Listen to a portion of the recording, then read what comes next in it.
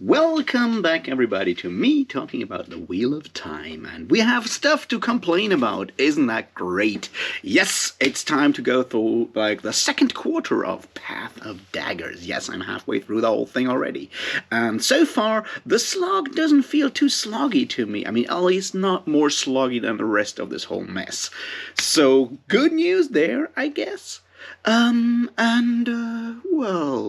Let's go and see what I found problematic in the next couple of chapters, which I think is chapters 7 to 13-ish, something like that. Yeah, something like that. All right, let's do this, shall we? Cheers.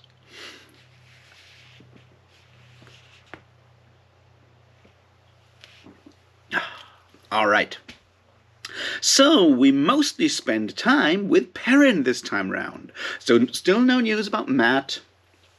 But we talk about Perrin meeting other people, and there's stuff going down there that we need to talk about, I guess. And then there's one chapter about Savannah and the Shadow with a bit of more humiliation of women, because that's important, I guess. And then we get ourselves a bit of a split chapter between the evil people.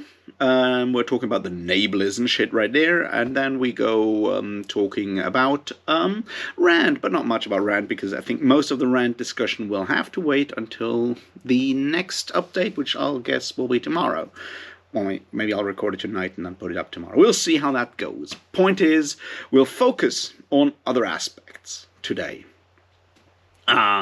So Perrin's chapters. There's a bunch of them. Perrin and gang show up in Gillidan.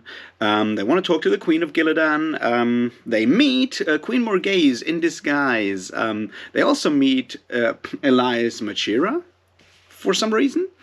And other things. So yeah, that's basically what we get there. And then we have Perrin takes the fealty of the Queen of Gillidan. Fail, maneuvers around him to have her ongoing battle with Berlain, and takes Morghese and gang into custody. Anything else there? That's basically the plot line for now. Perrin also plans to go and deal with Masema, the prophet of the dragon. All right. Let's look at these things. Mostly, this is sort of solid, because I always like the Perrin stuff, mostly because he's a nice guy. He's I think at this point, Perrin and Matt are the actually nice people in this book. In a way where I can agree with them. They still seem somewhat human characters, is what I'm trying to say. They're not super realistic, but compared to Rand, Egwene, Elaine, or Nynaeve, they seem to be sort of possible, I guess, is the right word there. So I'm always happy when I get a bit of Perrin action, right?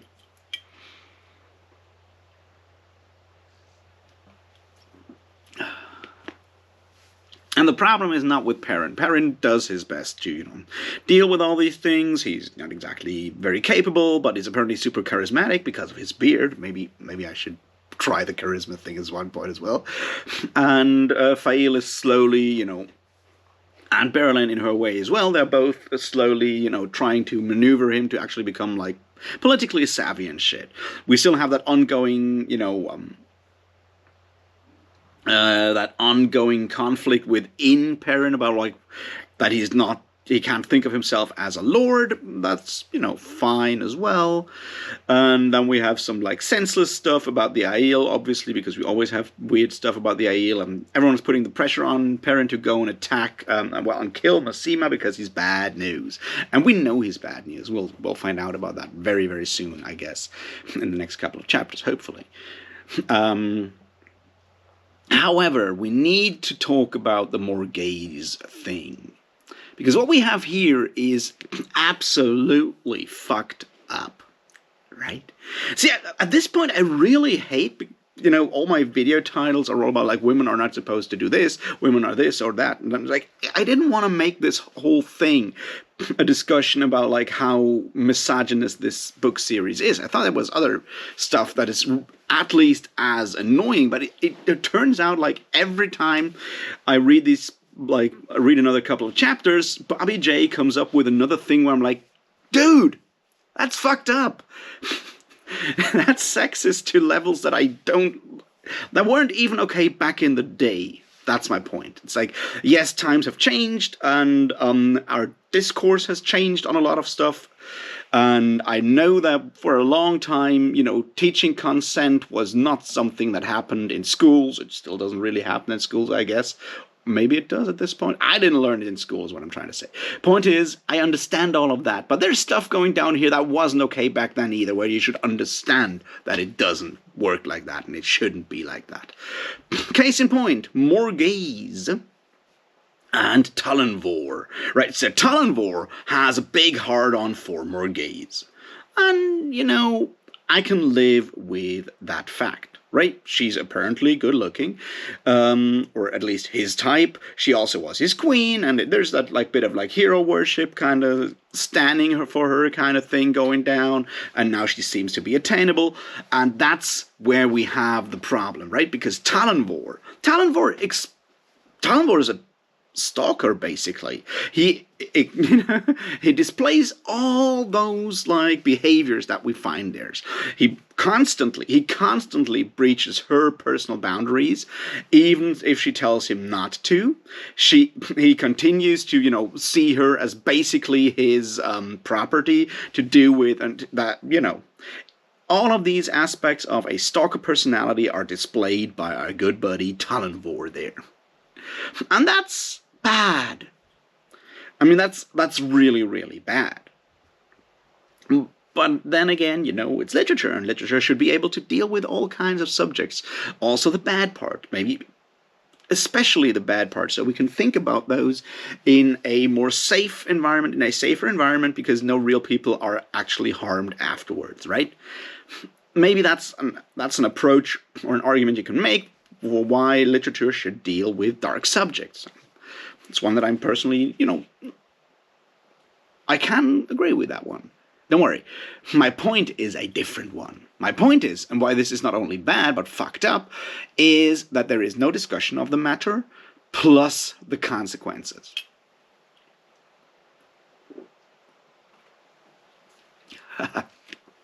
Because everyone is like, at the end of the day, Morghese really wants it too. Now, I know this is not the place for like a detailed, examination of the dynamics between a stalker and his victim, and I don't expect this to be the case, but to have Linny, the mysterious, not mysterious, but like the mythical nurse, tell Perrin to go and marry Morghese and Talonvor because Morghese really wants that too, even though she doesn't really know, and she should just go and do that. Apart from like a discussion of like arranged marriage or forced marriage, which is fucked up, it's like, you should maybe just have a bit more sense there. But like, he's stalking her. He's constantly breaking her boundaries.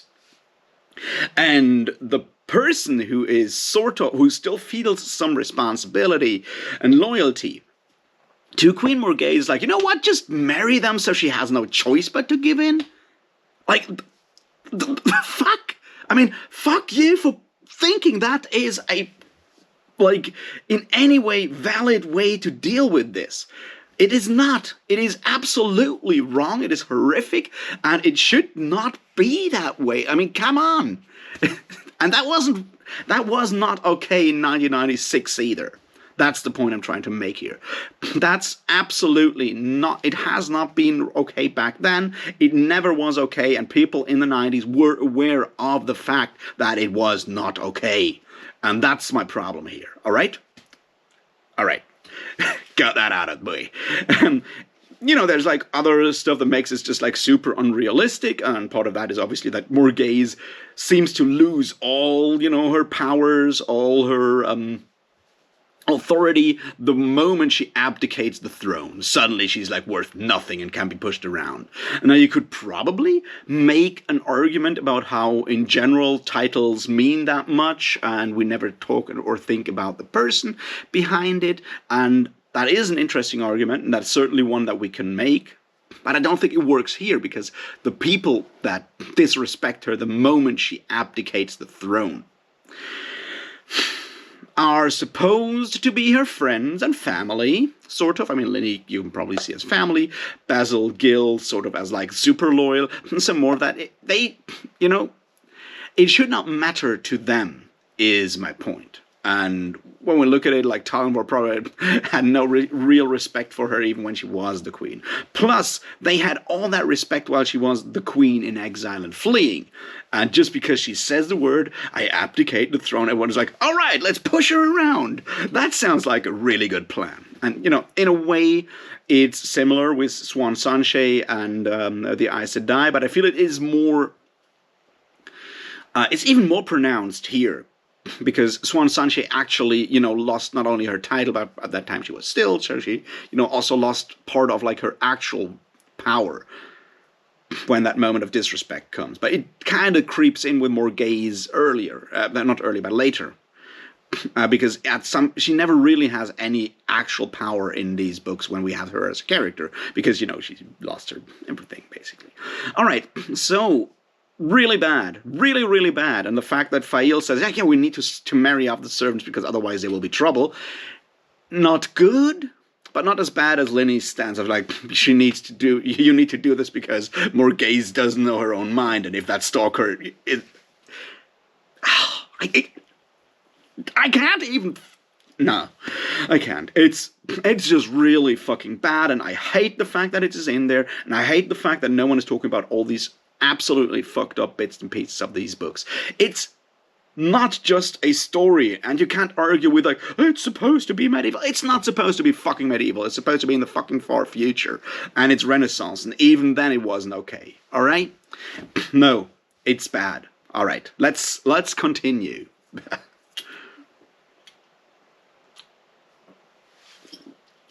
So yeah. We'll see where the future of this part will be going. The good bit is that Balver, who seems to be like a really decent guy, despite him being the spy master, has sort of attached himself to Perrin, and we'll see where all of that is going. Elias Machira gives Perrin some advice that, you know, Zaldaean women need to be bullied around because they want it. You know, we've heard that before. I think it's a very, very toxic approach to a marriage, but if it works for you, fine, I guess. I just don't think it should be, you know, undisputed marriage advice in a fantasy book. But then again, who am I? I fucked up my marriage, so maybe I should have shouted more. Who knows? So yeah, there we are with that bit. What else is interesting? There's like, you know, asides that I don't really like about how the Mayaner, like, disciplined kind of way, I don't know, it's small bits where it's like, yeah, that they have like no hygiene there in that camp and everything is smelling because they camp next to their horses. And like, yeah, you know what? If you manage to actually make those things not sound like a moral judgment, it would be really interesting to have that aspect of Perrin's smell, but we don't, so there we are. We'll talk about the whole Masema prophet situation once that escalates. He's an interesting character in a lot of ways, I feel, and the question of whether you should like kill him or not is definitely one that needs looking at. But apart from that, this was sort of solid. I mean, like I said, that big stain about Morghese is just really, really bad. And the ongoing weird, like, bitch fight between Fael and Berelain. I don't know. It seems to change over time, and I'm really happy that we got actually Fael's perspective on part of it this time around, with her being a viewpoint character. I appreciate the fact that we get some more like different viewpoints this time around, and Fail is definitely one that I was happy to see, to get like some of her insights. I don't agree with her. I don't think she's like a very realistic character, but then again, none of these people in there are, so who am I kidding, right?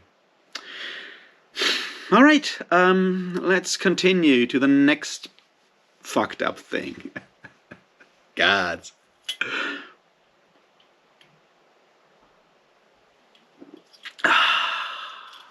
Catswain, who still doesn't make any sense, but there we are. Catswain bullies her way around in Kyrian, where finally the weather changed and it starts raining and it's cold and everything. I'm fine with the weather change kind of thing. That's actually cool. Also, the question like whether this is, good or bad and who done it is just, I like that part. So let's just accept that for now, and let's look at the Catswain bit. So she goes in there, she bullies around some other Aes Sedai, and it's still not made clear why she is allowed to bully everyone around. I mean, yeah, she's old, but the question is, like, is she extremely powerful with the one power? Because on the other hand, I don't know, it's the Robert Jordan doesn't really understand authority kind of thing, but he really, really loves authority. And we kind of see that because she can just, like, pull off this shit and just, like, bully everyone around because she's who she is, and everyone loves a strong leader, and we can see that once Sorolia enters the picture, and we have Sorolia and Catswain plot together how to deal with Randall Thor, and it feels very much like Robert Jordan loves his strong authoritarian figures, which is why he loves Sorolia and Catswain in a way, and they get like preferred treatment. So this is either like the Hitler-Stalin pact of Wheel of Time that happens there, or maybe it's more like because you have that like we only get Catswain's perspective on it. We have Catswain having a lot of respect for Sorolia, and it feels a bit like your Putin-Trump kind of thing. Oh, I like the guy because he's strong and masculine. I mean, in this case, obviously differently, but you know what I mean.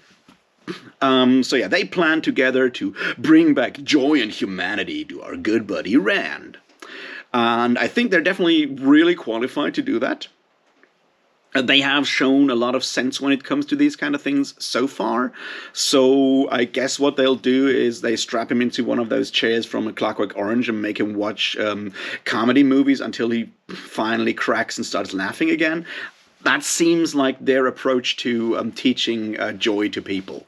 But we'll see. We'll keep that for the future. However, there's a callback to something that I said before, and that's the bit that really annoyed me, right?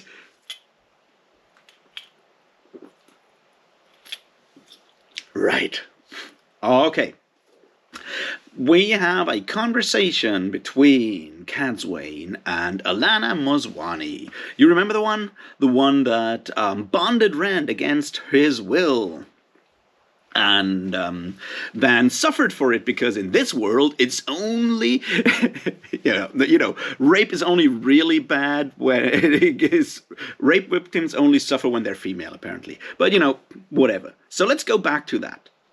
And here's the thing, Sorolia is like Alana is like, you know what? I'm pretty sure you would have done the same thing. She's like to Catswain, and Catswain's like, you know what? Yeah, I probably would have done the same thing. And it's almost written out clearly. It's like, you know what? It is tantamount to rape to bond someone against their will. But she would have done it because the end justifies the means. No, it fucking doesn't. It never fucking does. Especially not in something like this. Fuck you for that. I mean, come on. Repeating that thing just really fucking pisses me off. Because once again, this is not something that gets like put into any perspective. It's someone who is an authority. Everyone falls over to do what they say. Someone who's supposed to be wise and good and on the side of good, while being hard and whatnot. But and they think, yeah, you know what? I would have done the same thing. Now I've found out it doesn't really work that way. It worked that well. I wouldn't do it, but I would have done it, and it would have been fine because No, it would never be fine. Don't do that kind of stuff. And you can't just go like, you know what, the White, the White Tower with Elida is wrong for capturing him and, beating him to put him under their thumb. But basically mind raping him, that would have been fine if it had worked. It was like, no, no, no. And see, it comes back, when it happened for the first time, I was pissed off. And then he just, drags that shit out again and again. And it ties back to that whole, torture scene when I spoke about yesterday in, the first chapters, when it's like, you know what? Torture and all these things are basically allowed because the end justifies the means. And we just need to find ways to make that palatable to the public, basically. No, you don't. Either you have an honest discussion about it and you go out boldly and say, you know what, I'm in favor of every kind of cruelty as long as it gets the job done. And then we can tell you that you're wrong. Or you go this shit doesn't happen. It's wrong. But to say, it would have been maybe wrong, but on the other hand, I don't know. It just really... It seems that Robert Jordan is in favor of a lot of things if they are done for the right reasons, and that is never a good idea. So yeah, I'm still pissed off about that whole bit. There's other stuff around. It's like how Alana is described and all of that stuff. In general, Robert Jordan has a way to describe people. We need to talk about that in general, his language when it comes to descriptions that is extremely often, it's very, very, very demeaning. And it's very clear what he thinks of people. It's always judgmental. He uses so much fucking judgmental language. It's insane. This entire series so far has been Robert Jordan judging his characters. And I don't know. It's a huge problem, I think. In general.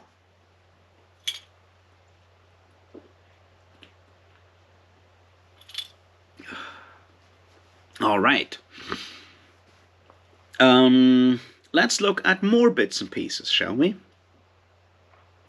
There is the Savannah things, all right? So the Shido are somewhere. Savannah is having her, delusions and shit. They're torturing Shan-chan, and I'll say this now, I think the return of the Shan-chan is actually the best thing that Robert Jordan has done in this series for a long time. It seems to be handled properly with, rumors coming across and whatnot. I like that's actually done competently. I'm good with that. However, let's go back to to Savannah and that stuff.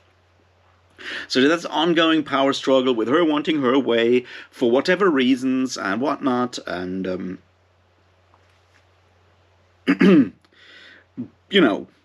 all of that, behaving just stupidly, because she's a really stupid person apparently. And then we have Galena. Is it Galena? Galena Kazban, right? The Red Aja, Black Aja woman who is now a prisoner of the Shido. So we get a long scene about her being humiliated because, we can't have 3 chapters in any of these books without a woman being humiliated. This time she is put in a sack and swung about with some powder that makes her skin itch and whatnot. If Robert Jordan would have spent a fraction of the time he spent on coming up with explicit humiliations and tortures for women, he would actually have, if he'd spent a fraction of that time on actually improving his prose or coming up with, more nuanced characters, this could have been a good book. But no, we get, details of how she feels while swung around in a sack while her skin is itching for no reason. Because it is not important. However, what is important is that, with that weird, Terangriel, that machine that, the oath rod that kind of binds you to your promises. Savannah wants to make Galena basically what she wants is to make her into a Damani, like those magic slaves of the Shan-chan, just in a different way because, with that oath rod. And we have us a bit of a conversation there. The wise ones start to oppose Savannah and put some sanctions on her, some like restrictions on her, and she's obviously not taking them seriously. But Galena takes that oath and is now under the control of both one of the wise ones, which I assume will at some point overthrow Savannah and then take the Shido home for some sort of redemption. Well, there's that. Now, what do I find offensive about all of this? There's a few bits and pieces there. One of them is just the way that all the bad people look and act like that. So Savannah is extremely explicit in how much of her bosom she shows. That's a sign of absolutely bad characters. If you like to show some cleavage, you're a bad person, morally bad, obviously. And then we have that idea that she's still a savage, and like the idea that because she is evil and savage and simple, she loves to have tons of trinkets and lots of jewelry that she's showing off, because that's how simple and bad she is, and maybe a bit primitive. Also, we go out of our way to make sure that you understand that her jewelry that she's carrying around is just gaudy and mismatched and doesn't even look good. It's just about the numbers here. It's like, the picture of someone who is, the image of someone who is depicted as a, so to speak, savage, showing off all kinds of gaudy jewelry that is mismatched and just because of, the sheer numbers and its glitter and its gaudiness. That is pretty fucking racist. And it has been used as a racist image a lot. Maybe you should not do that kind of stuff. Because, once again, even though I don't think Robert Jordan was openly racist, he does put in a lot of these things on the side too, and that shows something there. It's like, how that shows how crude his approach to world building is. Like, I want someone who seems to be a bit savage and powerful and whatnot, and I want those as human opponents. So what do? I'll dress them up as savages. And how do I dress up savages? I dress up savages by making them all gaudy and whatnot, like racist pictures from the 19th century. Yeah, don't do that, right? Don't fucking do that. It's not good.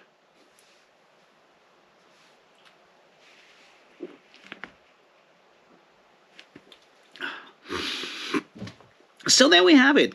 Despite this being very much a sexist section, we also get a bit of racism in there because Bobby J has taken the time to make us all happy in that regard.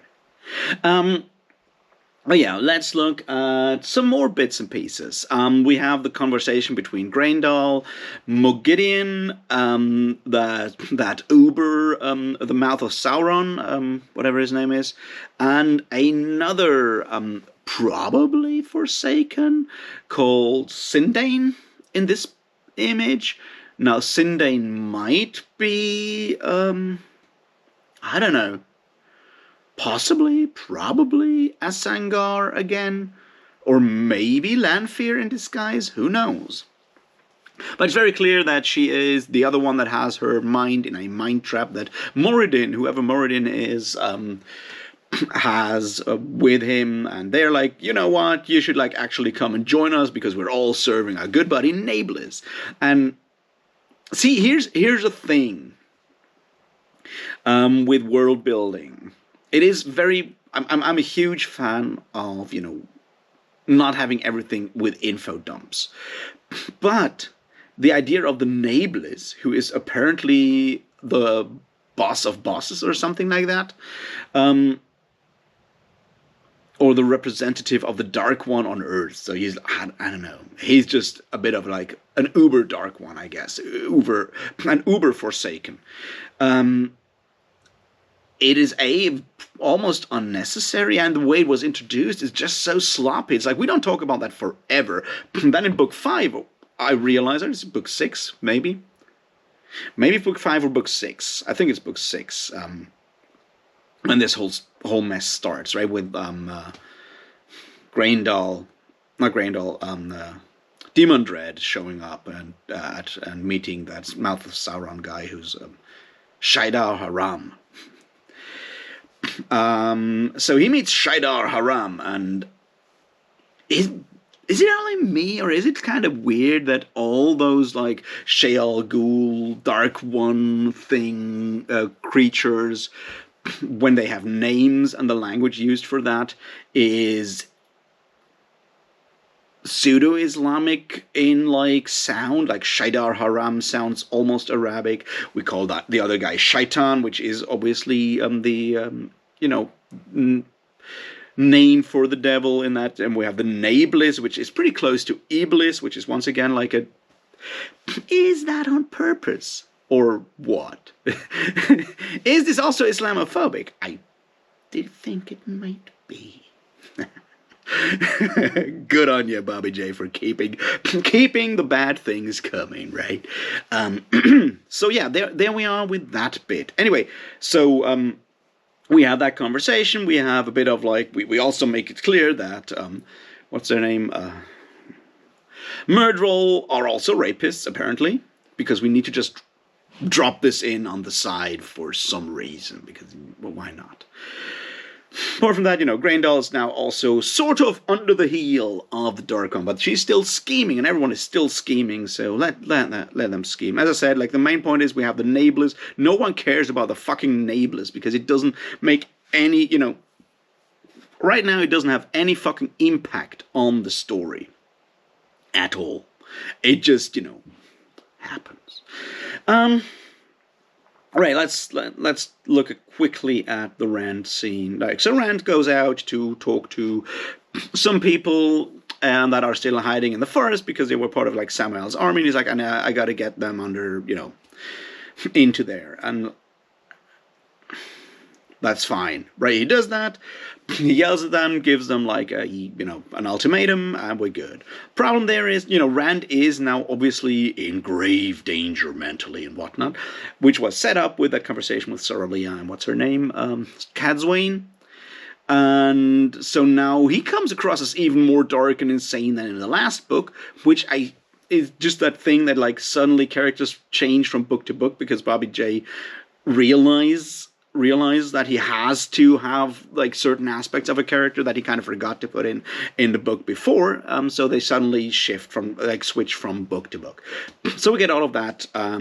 We still have the usual, like, killing women is bad, is much worse than having thousands of men die, which is just like super fucking chauvinistic, but there we are. Chauvinism is a huge thing in fantasy. We probably should address that at some point. If I ever go and do solo videos on Harry Dresden. Another one of those dudes. Anyway, what else is there? Right, a kind of botched discussion on the horrors of war, because we have him talk to this one, like, other Asha man, what's his name? Hopwill? Something like that. Whatever. So he had to kill a bunch of Shanchan. Once again, like, the introduction of the Shanchan here is actually done pretty solidly in like conversations and whatnot, and everyone kind of knows, but no one really knows. And I like that bit. Anyway, they had that discussion. He had to kill an entire patrol, murder them, and dispose of the bodies. And Brand is like, "Oh, I'm sorry you had to kill women." He's like, "I killed everybody. It didn't bother me." And then the ashes fell down like snow. And you know what? That is actually well done.